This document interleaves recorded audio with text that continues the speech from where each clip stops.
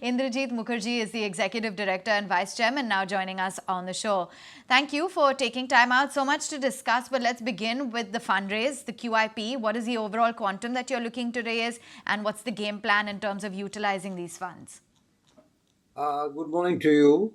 We got a board clearance to raise 1,000 crores, but we decided that in this tranche we should be looking in to fund 750 crores.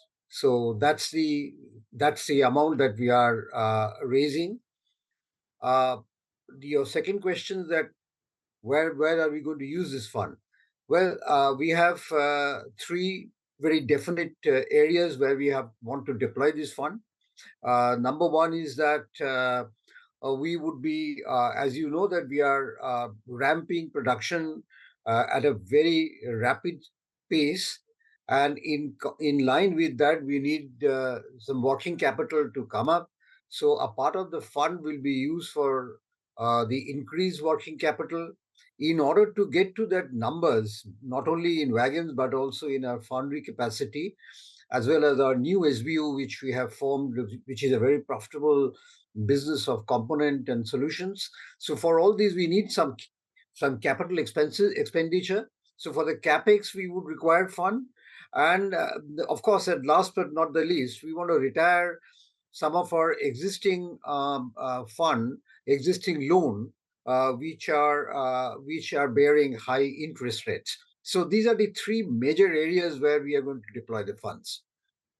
Explains it, Mr. Mukherjee, but it's a sizable amount. You're looking at raising almost 15%, and that will cause quite a bit of dilution to your minority shareholders. And it's also coming in at a discount of almost 14-15% from yesterday's market price.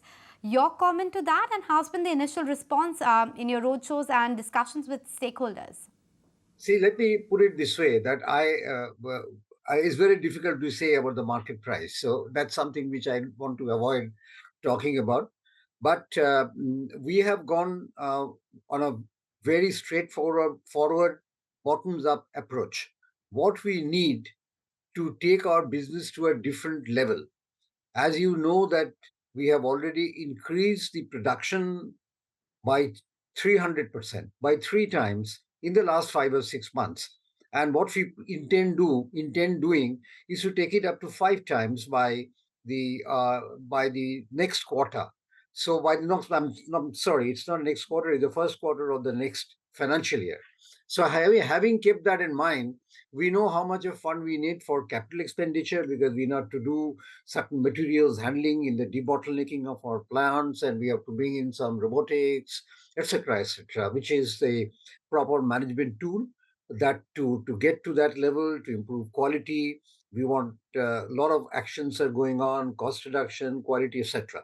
So this is a clear bottoms up approach, and we do have some of our fund tied up at a very high interest rate, and it's always good to give that up. So I don't think it's something which we are looking for, which is more than what we require. We have exactly gone to the, in fact, we have reduced our board had cleared 1,000 crores, and we decided to go to 750 crores. So we have very judiciously looked at the requirement of the fund, because we don't want not a single rupee to be wasted. Fair enough. And what about your current wagon manufacturing rate? I understand that you're looking to cross about 800 wagons per month by the end of the year. Are you on track? Absolutely. We already have done 650, and we see that as you see more and as you see as the time will tell you, I think by December we should be very close to that number. It's, I also want you to corroborate this news flow for me, wherein I understand that the 20,000 wagons that the ministry had floated a tender for is very close to finalization, and the other one just got floated a couple of days ago. I'm looking at a tender order of around 20th November, wherein modern wagon, open wagon orders of around 4,500 have been floated. Could you confirm that for me, and are you looking at participating in the two? See, actually, there has been an uh, tender from Indian Railway for 20,000. So we, as you know, that we are quite almost up to the brim, but we have some capacity which is all still available to us. So we have decided that we shall bid, and we have bid actually. The bidding is over, both technical as well as the commercial bidding for the 20,000 wagon tender. But so we expect certain portion of that to come to us, because we don't want to take what we cannot do. We only want to take that much we can digest. Coming back to the next one, which is I think it's a path breaking in the Indian Railways in the wagon procurement domain, because it's here the railways is looking for high advanced wagon, modern wagon, which will have high payload ratio, almost is going into the global standard. And that's where the challenges come in design, in fabrication. And I'm happy to say that we are fully geared up for that. Okay, fully geared up for that. But I also wanted to get your sense regarding diversifying into the non-wagon segment and the non-railway segment as well. How's that entire thing panning out for you? And a quick word on the demerger process. Where does it stand, and what debt goes on the book of Texmaco versus the EPC business? It is a very, very good question that you asked me. I think I should have mentioned this earlier, that that we have uh, we did a we did an in-depth study of our organization, and we found out that the EPC business, we rediscovered that the EPC, the core competency requirements for the EPC business is not that same as we need for the manufacturing. And therefore we decided that while EPC business have a lot of opportunities, yet some risks, it should be demerged from the core company, from the core operations. And that's why we have already informed SEBI. And once we get an approval from SEBI, we will go through the proper NCLT process for demerger.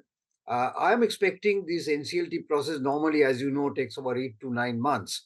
So by this time, this company will be demerged into a completely separate entity. So that's about this. The second one, you asked me about the moving into other business. Let me first tell you that there is a tremendous opportunity in the wagon business. And this opportunity is not only residing in India, but it's also in abroad. And there is a huge amount of requirements for the components and our foundry, because as I don't know whether you're aware that we have the foundry whose product, which is the only foundry in India, whose products are approved by the Association of American Railroad, AAR. It's a very, very difficult task to achieve, but I'm happy to say that we are the only one who's approved, and we already export. And that's another area we are trying to grow. We also have found out that there is a huge amount of requirements from Europe for the component business, wagon building component. So we decided that while we keep our eye onto the passenger mobility like metro coaches or similar other product, we will be getting the best out of the wagon uh, uh, value that's available to us. And it's available to us because our company as Texmaco is positioned as a technology leader. And anywhere we go and design or in our operations, we try to bring in the best of technology. So in other words, the global technology, we have a few ventures on that in that line.